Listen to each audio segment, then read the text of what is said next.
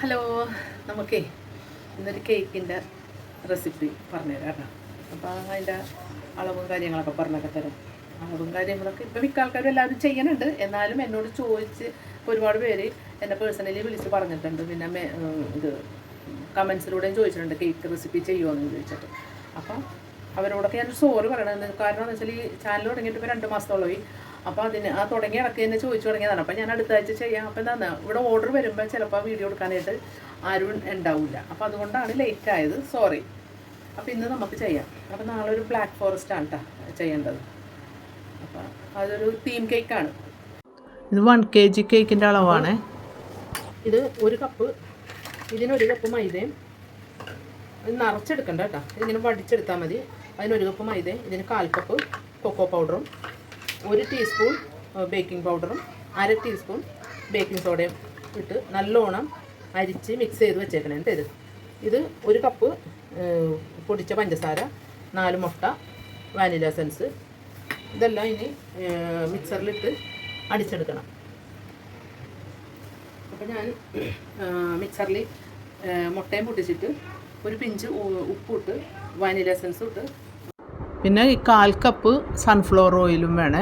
കുറേശ്ശെ ആയിട്ട് ഈ പൊടിച്ച പഞ്ചസാര കുറേശ്ശെ ഇട്ട് കൊടുക്കണം. കുറേശ്ശെ ഇട്ട് കൊടുക്കണം, എന്നാലും അത് ശരിക്ക് ഭംഗിയായിട്ട് ഫ്ലഫി ആയിട്ട് കിട്ടുള്ളൂ. അപ്പോൾ എഗ്ഗ് ബീറ്റ് ചെയ്ത് നല്ല ഫ്ലഫി ആയിട്ട് കിട്ടിയിട്ടുണ്ട്. നമുക്കതിലേക്ക് കുറേശ്ശെ ആയിട്ട് നമുക്ക് ഈ ഡ്രൈ ഇൻഗ്രീഡിയൻസ് ഇട്ട് കൊടുക്കാം. കുറേശ്ശെ ഇട്ടിട്ട് ഇങ്ങനെ ഫോൾഡ് ചെയ്തെടുക്കണം കേട്ടോ. വേണ്ട, അല്ലെങ്കിൽ ശരിയാവൂല. ഇത് അങ്ങനെ കുറേശ്ശെ ഇട്ട് മിക്സ് ചെയ്തെടുക്കണം.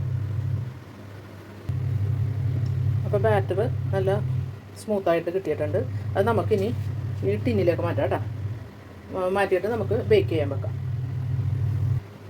അപ്പോൾ ഇങ്ങനെ ഇട്ടിട്ട് ഒന്ന് ടാപ്പ് ചെയ്യണം, അല്ലെങ്കിൽ നല്ല ഇതായിട്ട് ടാപ്പ് ചെയ്തിട്ട് ഒന്ന് ഇത് വെച്ച് സ്ക്വയറിൽ വെച്ച് ഒന്ന് ഇതാക്കണം. അപ്പോൾ നമുക്കിത് ബേക്ക് ചെയ്യാൻ വെക്കാം കേട്ടോ. എന്നിട്ട് കാണിച്ചു തരാം. വിപ്പിംഗ് ക്രീമൊക്കെ അടിച്ചൊക്കെ വെച്ചേക്കണേനെ കേട്ടോ. അതെ, ഉണ്ടോ?